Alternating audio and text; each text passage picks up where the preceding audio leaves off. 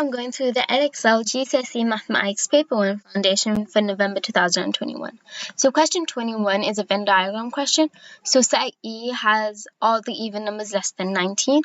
Set A is 6, 12 and 18. Set B consists of the numbers 2, 6, 14 and 18. And I have to complete the Venn diagram for this information. First of all, I can see the intersection of A and B, and these are numbers which are in both set A and set B, so that's 18 and 6, and then I need to fill in the rest of set A and the rest of set B. But now I need to find which numbers are in set E but not in A or B, so I need to write down all the numbers of set E. And as you can see, 0 is in brackets because it doesn't specify if we include it, and you could write it or you could not. Either way, you would still get the marks.